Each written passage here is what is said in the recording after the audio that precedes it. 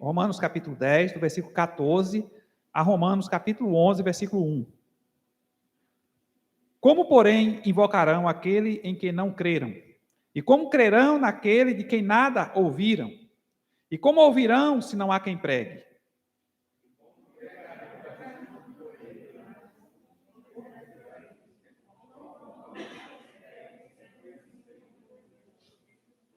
Mas nem todos obedeceram ao evangelho. Pois Isaías diz: Senhor, quem acreditou na nossa pregação?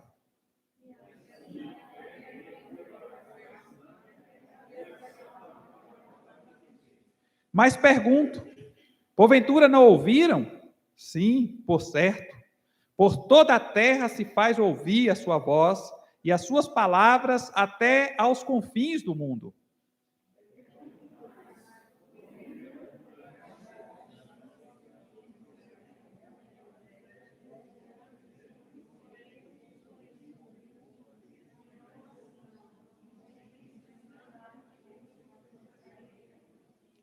E Isaías a mais se atreve a dizer: fui achado pelos que não me procuravam, revelei-me aos que não perguntavam por mim.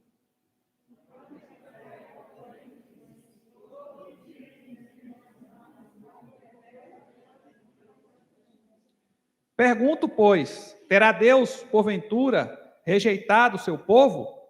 De modo nenhum, porque eu também sou israelita, da descendência de Abraão, da tribo de Benjamim. Amém. O texto que nós lemos é muito utilizado para falar um pouco a respeito de fé, para explicar a respeito da conversão. Nós vamos utilizá-lo com esse propósito, mas nós temos pelo menos duas coisas importantes para aprender inicialmente com o texto. A questão do motivo da edificação que é trazida aqui. Primeiro, o que a gente observa no ensinamento que se dá aqui sobre fé é que existe um motivo para que Paulo esteja expressando, ou ensinando a respeito de fé nesse texto.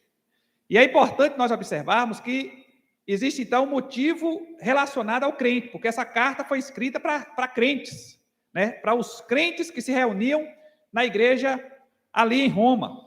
E é importante, então, nós observarmos que todo crente precisa entender como a sua fé pode ser mantida e desenvolvida. O texto vai nos instruir a respeito disso. Como é que a fé é mantida e desenvolvida? O texto nos fala. Então, para a edificação do crente, eu preciso entender como a fé funciona, como ela se manifesta, para que ela possa ser mantida e para que eu possa ir desenvolvendo a minha fé, fazendo os exercícios espirituais necessários para que essa fé possa ir sendo expandida. Mas é interessante, então, nós observarmos que existe também um motivo na área evangelística, que é justamente entender como a fé funciona, para que nós possamos estimular aqueles que ainda não são crentes da forma correta. E nos nossos dias, nós estamos vendo muita gente usando, por exemplo, estratégias de evangelização e fazendo campanhas para resolver problemas. E aí Deus se torna aquele que vai resolver todo tipo de problema, de enfermidade e de todos os outros tipos, mas a pessoa entra na igreja e sai na igreja sem resolver o principal problema dela, que não está associada a enfermidades, que não está associada à vida financeira, mas que está associada à perdição da alma. E o que a gente aprende, então, com esse texto, é como a fé funciona. E entendendo esse processo da manifestação da fé, nós podemos, então, dar às pessoas que estão à nossa volta o conhecimento necessário para que essas pessoas possam ter sua própria experiência com Deus.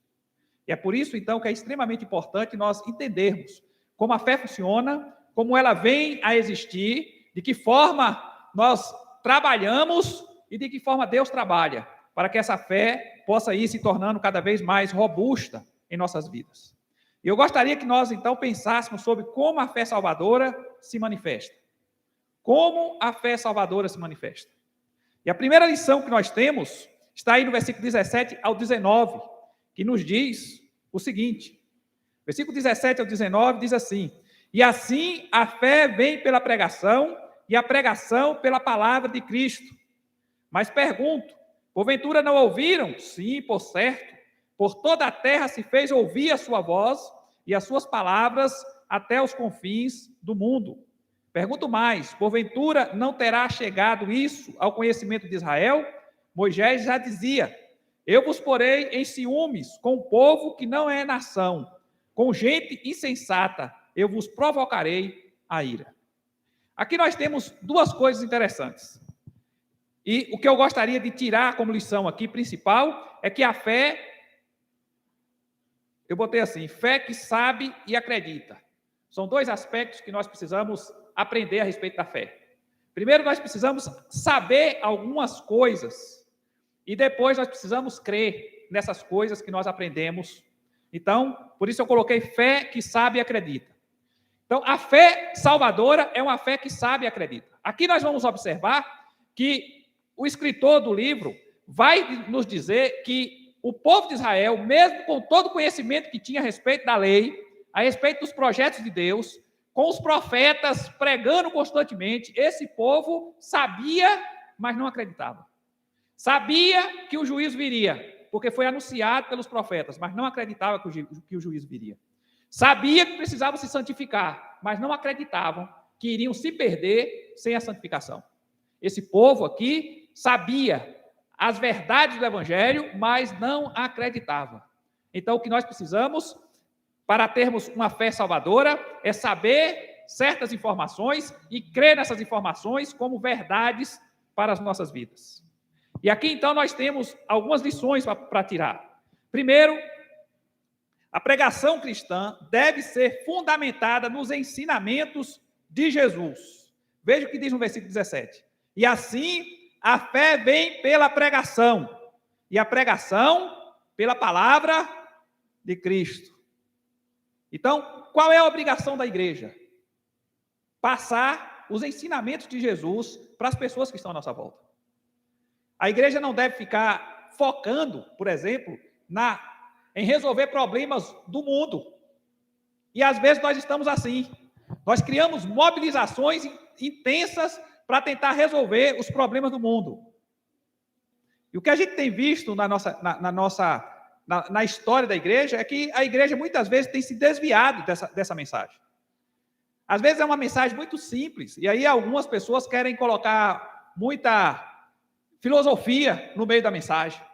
Querem rechear, às vezes, a mensagem de Jesus com movimentos sociais. E aí começa a se trabalhar verdadeiros tratados a respeito de assistência social. Quando, na verdade, é claro que a igreja precisa prestar assistência social. Mas essa não é a mensagem principal da igreja. A mensagem principal da igreja é que Jesus morreu e ressuscitou e que ele está presente na vida daqueles que assumem compromisso com ele. E que todo homem sem Cristo está perdido. E nós precisamos divulgar aquilo que Jesus nos instruiu. É interessante, então, nós observarmos em Lucas, capítulo 24, versículo 44 ao 49, que diz o seguinte: a seguir, Jesus lhes disse: são estas as palavras que eu vos falei, estando ainda convosco. Importa se cumprisse tudo o que de mim está escrito na lei de Moisés, nos profetas e nos salmos. Então lhes abriu o entendimento para perceberem ou para compreenderem as Escrituras. E lhes disse: assim está escrito que o Cristo havia de padecer e ressuscitar dentre os mortos no terceiro dia, e que em seu nome se pregasse arrependimento para a remissão de pecados a todas as nações, começando de Jerusalém. Vós sois testemunha dessas coisas. Eis que envio sobre vós a promessa do meu Pai. Permanecei, pois, na cidade, até que do alto sejais revestidos de poder. Aqui o que a gente observa é que Jesus já está, já tinha ressuscitado, e agora ele não tem muito tempo para falar muita coisa a respeito do chamado. E ele faz aqui um resumo do que era que os discípulos deveriam se focar. Qual era a mensagem da igreja? Que o Senhor Jesus morreu e ressuscitou. Que o Senhor Jesus morreu pelos nossos pecados, para nos dar nova oportunidade de ter acesso a Deus. O que a gente aprende, então, com o Evangelho, é que o que o evangelista, o que a igreja precisa pregar para as pessoas de fora, são coisas extremamente simples. Qualquer um prega essas coisas, porque você tem uma experiência com Deus. Você tem um nível de conhecimento, e esse conhecimento que Deus já lhe deu, você precisa passar para frente. O conhecimento a respeito dos ensinamentos de Jesus. Esse é o propósito. E a fé salvadora nasce justamente da exposição desse conhecimento à vida das pessoas. É importante, então, nós observarmos ainda que a fé cristã é promovida pela exposição da palavra de Deus. E aqui nós damos ênfase no meio utilizado pelo Espírito para gerar a fé salvadora. Antes nós estávamos dando ênfase no conteúdo da mensagem. Agora, no meio que o Espírito usa para gerar a fé salvadora.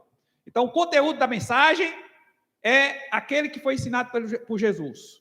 E aí o Espírito Santo pega essa palavra e ele gera a fé salvadora no indivíduo depois que ele vai aprendendo essa palavra. Então, não importa se o indivíduo está resistente ou não está resistente. Se ele já conhece muito ou se ele conhece pouco, nós precisamos ir instruindo a respeito da salvação, instruindo a respeito da fé salvadora, para as pessoas que estão à nossa volta.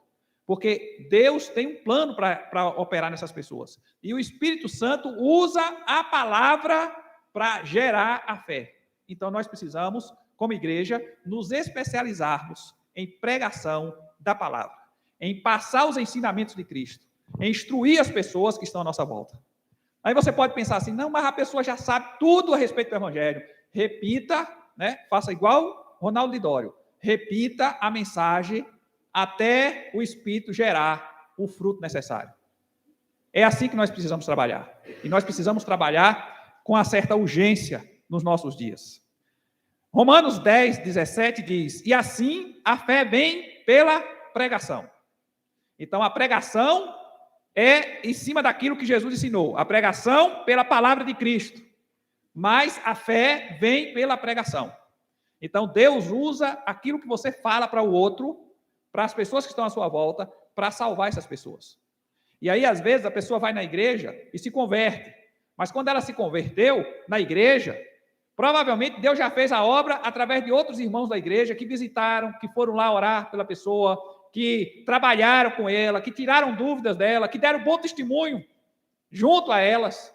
Deus já fez a obra através de muitas outras pessoas. Alguém vai ali, apenas colhe o que já foi semeado. Anos de semeadura são colhidos no dia que a pessoa se decidiu.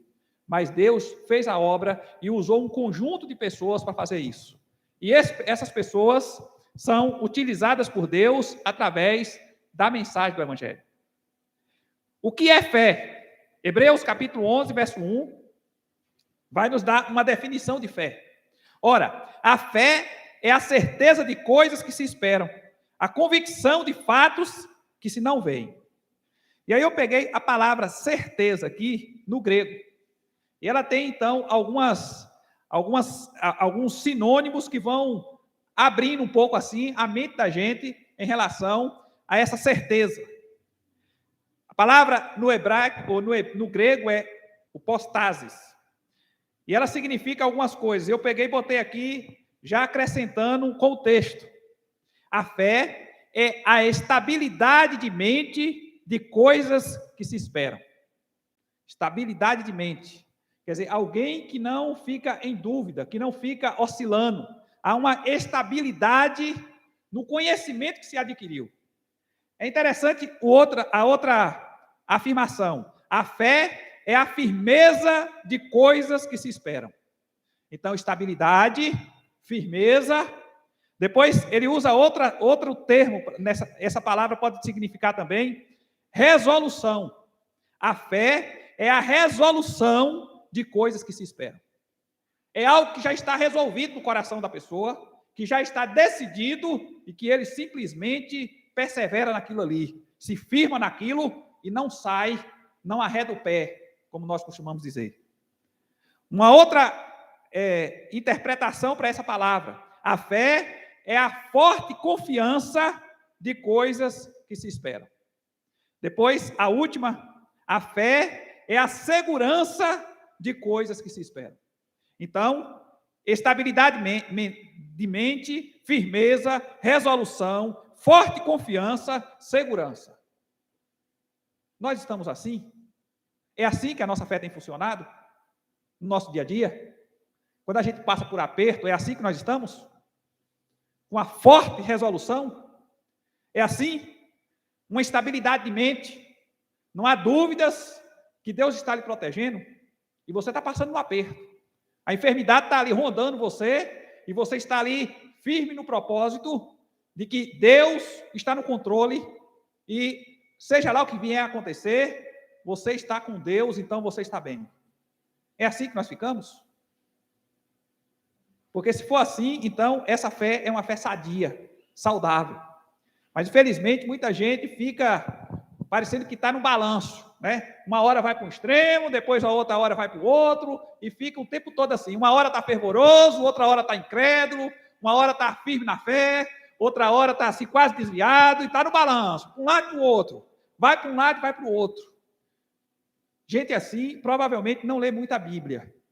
Gente assim não para muito para ler as Escrituras, para meditar nela, para se alimentar, para deixar a palavra aí entrando na alma, para dar ao Espírito Santo, através da leitura da palavra, dar ao Espírito Santo a oportunidade de poder trabalhar em várias áreas da nossa vida através da palavra.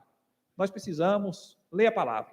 Nós precisamos, cada dia mais, nos alimentar com ela, porque é ela que Deus usa para gerar as convicções necessárias, para gerar a firmeza necessária na fé, a forte confiança, para gerar a segurança que nós precisamos para enfrentarmos todos os desafios que nós temos para enfrentar, firmes na fé, cheios do Evangelho. Logo, é o que nós aprendemos a respeito da fé, a fé salvadora. Fé que sabe e acredita. Alguém que tem conhecimento, mas que também crê que esse conhecimento é a verdade. Crê que esse conhecimento é a verdade para a sua alma e vive em função disso. Não fica oscilando de um lado para o outro. Segunda coisa que nós aprendemos. Como a fé salvadora manifesta. Primeiro, fé que sabe e acredita. Aprendendo e praticando. Aprendendo e crendo. Segunda coisa, fé que se compromete.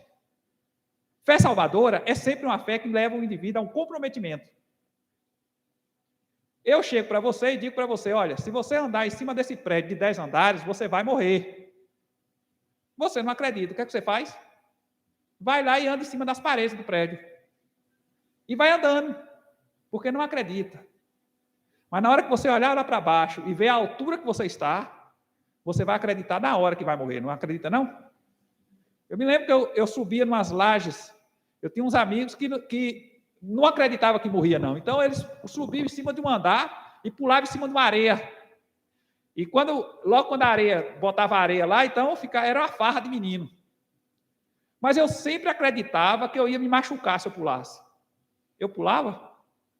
Não tinha coragem de pular. E às vezes passava horas olhando os outros pulando, para ter coragem. Depois pulava uma vez e depois ficava só olhando os outros pulando, porque o risco é grande.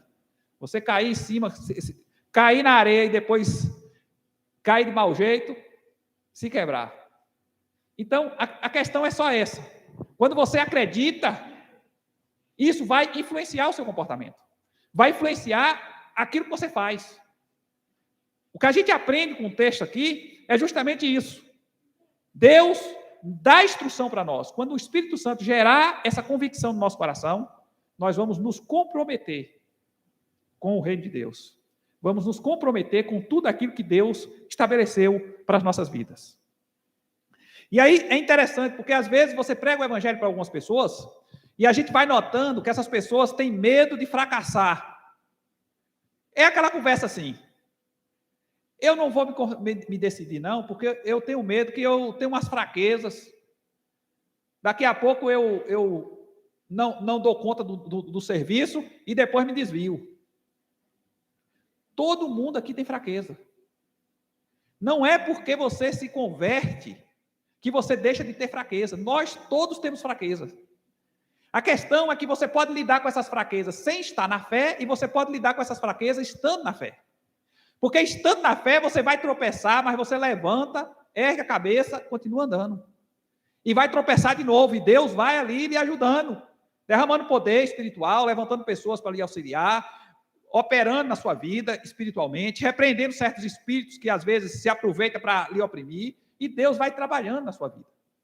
Então, esse medo de fracassar na caminhada, todo mundo pode ter, mas todo mundo precisa, para ser salvo, precisa enfrentar esse medo. Então, se comprometer é uma necessidade. Não há salvação sem compromisso. Não há salvação sem aliança, sem assumir um compromisso com Deus. E isso precisa existir na nossa vida, no nosso comportamento. A Bíblia nos ensina que o comprometimento é uma necessidade. É o que nós vamos encontrando aqui no nosso texto. Romanos capítulo 10, versículo 9 e 10, diz assim: se com a tua boca confessares Jesus como Senhor, e em teu coração creres que Deus o ressuscitou dentre os mortos, serás salvo. Porque com o coração se crê para a justiça, e com a boca se confessa a respeito da salvação. Então tem que se comprometer com Deus. Tem que abrir a boca e dizer, a partir de hoje, eu vou seguir a Jesus Cristo. A partir de hoje, eu vou dar um basta na minha vida pecaminosa. A partir de hoje, eu serei um servo de Jesus Cristo. Então, tem que se comprometer. E nos nossos dias, a gente está vendo que é cada vez mais difícil a gente se comprometer. As pessoas querem ir para a igreja, elas querem frequentar a igreja, elas querem participar de departamentos da igreja, mas elas não querem que ninguém cobre nada delas. Então, elas não querem compromisso. Elas não querem envolvimento. Elas não querem ter trabalho com nada. E aí, então, a gente vai vendo essa resistência ao compromisso. Isso não pode acontecer, porque todos nós somos chamados por Deus para nos comprometermos. E nós iniciamos na fé nos comprometendo com Deus, publicamente, abrindo a nossa boca e confessando a Jesus. O outro aspecto que nós observamos é Mateus 28, 19, que nos diz assim: ide, portanto, fazei discípulos de todas as nações, batizando-os em nome do Pai, do Filho e do Espírito Santo, ensinando-os a guardar todas as coisas que vos tenho ordenado. E eis que estou convosco todos os dias, até a consumação do século. Batizando-os em nome do Pai, do Filho e do Espírito Santo. O que é que acontece quando alguém é batizado? Passa a fazer parte do rol de membros da igreja. Então você não vai se comprometer somente com Deus. Como a gente está vendo muita gente nos nossos dias, virou moda agora, os desigrejados. São pessoas que querem servir a Deus, mas não querem participar da igreja. E aí nós temos alguns grandes pregadores incentivando essa massa. Porque esses grandes pregadores estão achando que, incentivando essas massas, eles vão acabar se tornando líder delas. Mas são massas que não têm compromisso com nada. E como é que alguém se torna líder de quem não tem compromisso com nada? Não são pessoas pastoreáveis. O que Jesus está dizendo é, se você se converteu, vai ser pastoreado pela igreja.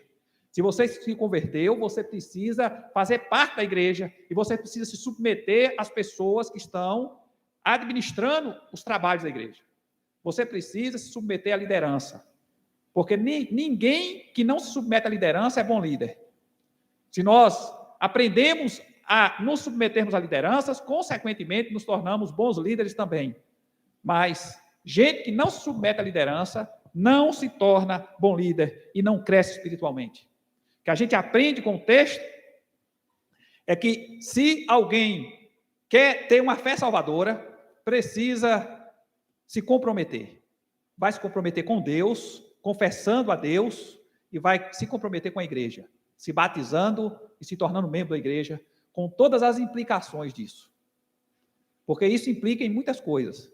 Implica que você vai ajudar no sustento da igreja, implica que você vai usar seus dons e habilidades para fazer os trabalhos ser desenvolvido, implica que você vai gastar tempo, e às vezes o seu tempo é curto, mas você vai arrumar tempo para fazer alguma coisa para auxiliar no desenvolvimento da estrutura da igreja. Então, comprometimento. E às vezes temos muita gente que quer ter o comprometimento do batismo, mas não quer fazer mais nada. É só de bracinho cruzado, vai para casa e volta para a igreja, vai para casa e volta para a igreja. Só participa de algumas atividades e pronto. já está aposentado do ministério que Deus lhe deu. E isso é uma pena, porque o que demonstra é que alguma coisa está adoecida nesse comportamento. Nós precisávamos ter, na verdade, é que quanto mais velho na fé, o indivíduo seria mais comprometido, mais envolvido e mais habilidoso no uso das suas habilidades. Mas o que a gente vai vendo é que parece que os novos convertidos têm muita disposição para trabalhar e os velhos convertidos, para cruzar os braços e ficar assistindo.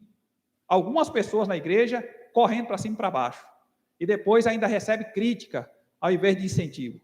O que a gente aprende é que nós precisamos nos comprometer com o reino de Deus. E não nos comprometemos enquanto nossos bracinhos estão cruzados e nós estamos assistindo o culto e assistindo as atividades da igreja. Todos nós fomos chamados para fazermos alguma coisa. E o comprometimento com o reino implica nesse comprometimento com o nosso chamado diante de Deus. Terceira lição que nós aprendemos. Primeiro, fé que sabe e acredita. Segundo, fé que se compromete. Terceiro, fé que se dedica. Consagração. Romanos 11, versículo 1, diz assim: pergunto, pois, terá Deus, porventura, rejeitado o seu povo? De modo nenhum. Porque eu também sou israelita, da descendência de Abraão, da tribo de Benjamim. O que é que a gente aprende com o texto? Nós encontramos, no meio de um monte de gente que não se santifica, um que se santificou. Ele diz, olha, Deus abandonou Israel? Não, porque eu faço parte do povo de Israel. Eu faço parte do povo judeu. E Deus me salvou. E olha aqui o resultado nas minhas obras. Olha aqui o resultado do meu testemunho. Olha aqui o resultado do meu ministério. O que a gente aprende é fé que se dedica. Não é apenas compromisso com a igreja que você vai se dedicar. E aqui nós temos, então, pelo menos duas coisas a tirar. Primeiro, consagrar. Um crente consagrado. Tem a ver com o quê? Tem a ver com aprender a palavra de Deus. Nenhum crente se torna crente consagrado se não sabe o que é que tem que fazer. Não é verdade? Você quer fazer, mas não sabe o que fazer. E como é que a gente aprende? Lendo a palavra. Então, para nos consagrarmos a Deus, nós precisamos também nos dedicarmos a conhecimento, a buscar leitura, a buscar entender a doutrina. Nós precisamos desenvolver a nossa capacidade de conhecimento. Então, aprender a palavra se quer ser consagrado. Crente consagrado faz mais o quê? Tem a ver com uma vida de oração. O indivíduo diz que serve a Deus e só ora na hora do almoço? Ou só ora no domingo, quando alguém diz assim, fulano e tal, chama ele, e aí ele ora. Se não for chamado da igreja, passa meses sem orar. Como é que a gente pode dizer que nós estamos crescendo espiritualmente se nós não temos vida de oração? Se a nossa vida de oração é só aquela coisa rápida de quem está com pressa para fazer tudo, a gente não para orar. Então, nós precisamos parar para orar. Do jeito que a gente para ver a internet, né? Que a gente para olhar o WhatsApp, passa 2 horas olhando o WhatsApp, respondendo mensagem. Do jeito que a gente para assistir filme. E nos nossos dias ainda tem o pessoal que pega uma temporada de uma série e senta e vira a noite, vira o dia, já bota lá as merendas, os negócios, sai, vira horas, 6, 7 horas assistindo uma temporada. Mas não tem nem um minuto para orar um pouco a Deus. E quando vai orar é aquela oraçãozinha apressada, de quem parece que está correndo. Ninguém cresce espiritualmente sem oração. Terceiro, tem a ver com obediência a Deus. Conhecer, mas obedecer. Viver o evangelho. Se submeter à vontade de Deus. A gente não pode dizer que alguém é consagrado sem obediência. Então, nós precisamos aprender a palavra, mas nós precisamos também praticar. E isso precisa estar no conteúdo da mensagem que nós passamos para as pessoas que estamos evangelizando. A gente precisa dizer para a pessoa, olha, quando você se converter, essas coisas que você está fazendo, você não vai poder fazer mais. Isso precisa estar bem claro. E não fique tentando ajudar Jesus na evangelização.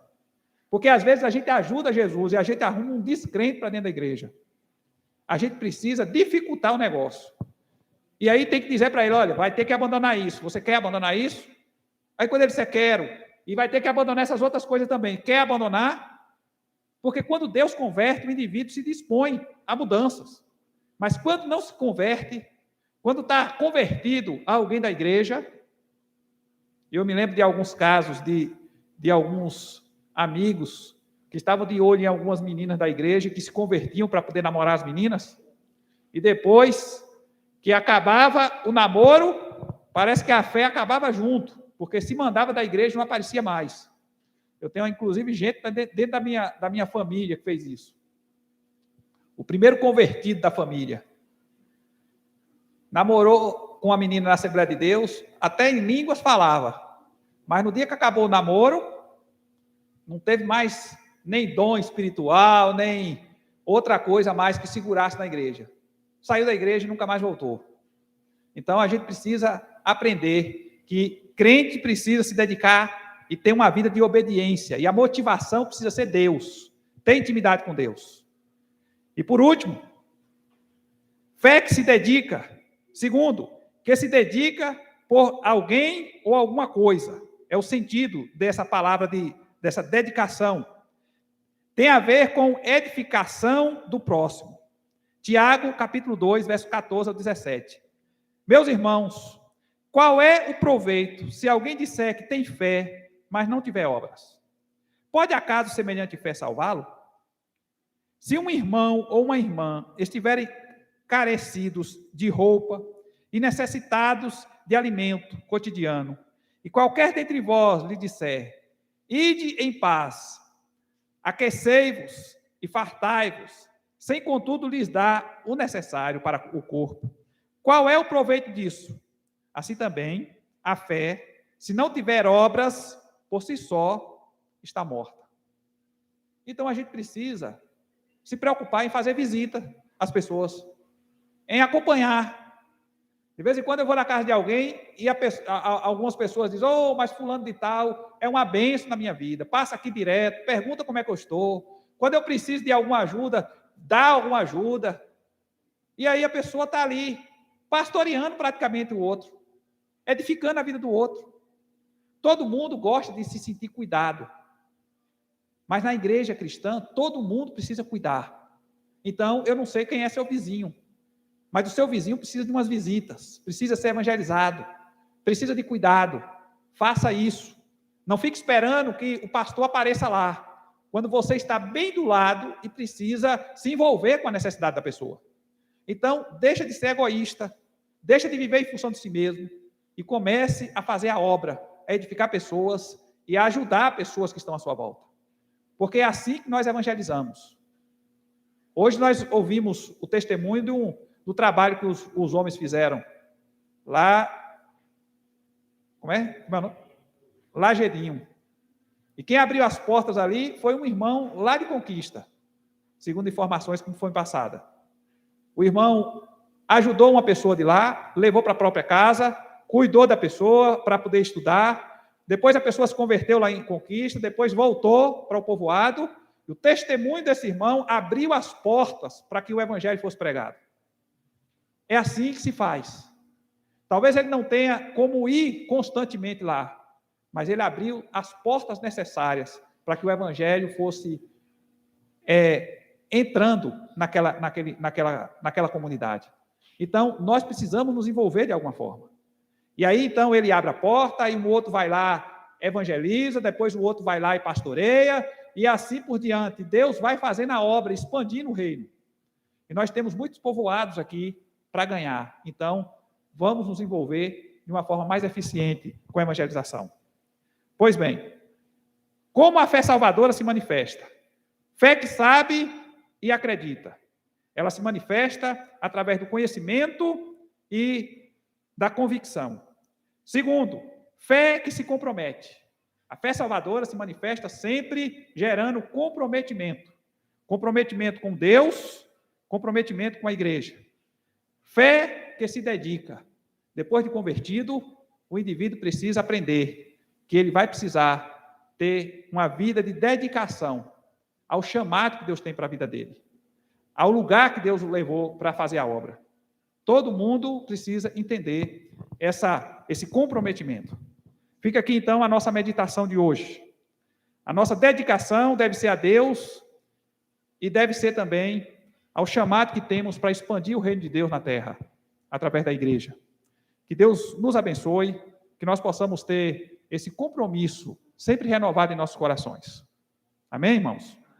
Vamos orar mais uma vez?